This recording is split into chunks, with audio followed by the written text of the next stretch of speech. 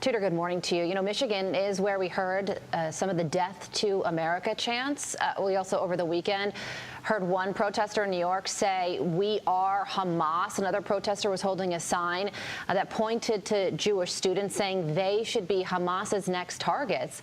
And all this begs the question, how did we get here? Not just on the campus of Columbia or these higher education, Ivy League college campuses, but how did we get here as a country?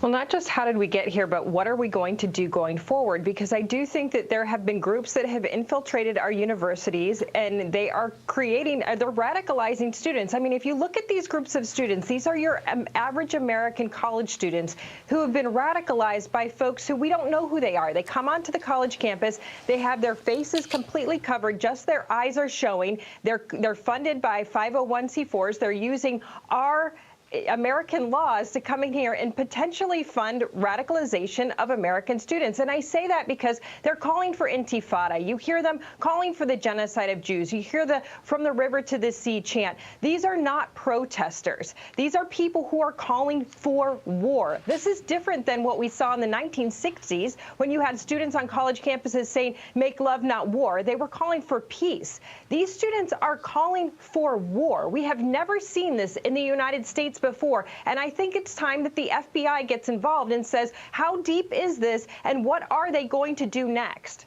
I think it's clear, to your point, protesting is a protected activity under the Constitution. But what we're seeing at Columbia and other schools is definitely crossing the line in many instances into illegality. And I think hedge fund manager Bill Ackman, who you remember spoke out against anti-Semitism at Harvard, he really hit the nail on the head here. Quote, "How would Columbia respond if the students took over campus in support of the KKK and called for the genocide of other ethnic minorities? Would Columbia continue to support the demonstrations on the basis of a commitment to free speech, or would the university's code of conduct suddenly have operative impact?" We're talking about the school's code of conduct. We're also talking about illegality in some instances.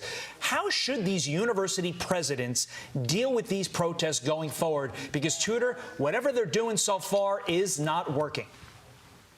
Well, right. And I think that we obviously know the answer to his question. But now that you see students in danger, I mean, the president of Columbia is saying they're holding classes virtually because it's not safe.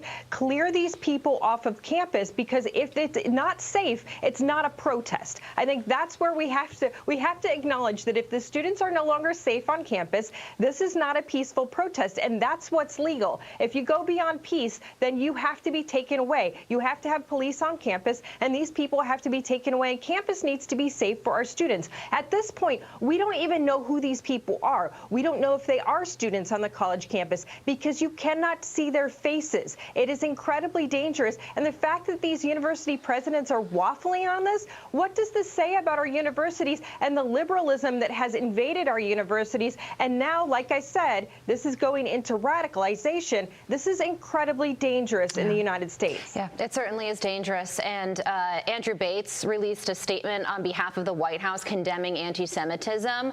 But at a time when we are hearing Death to America chants and Jewish students are afraid to go to class, there's going to be virtual learning on the campus of Columbia. A lot of people are really scared. I think a lot of people would want to hear from President Biden himself. The last time he made an Oval Office address was after the October 7th terror attack. Do you think that we will hear from the president in that capacity, in a White House capacity, over this as well?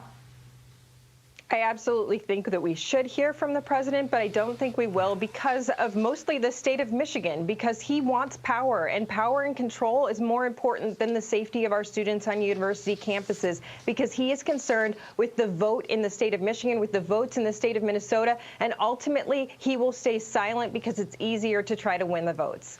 We will see. Tudor Dixon live for us. Thanks so much. Tudor. Thank you.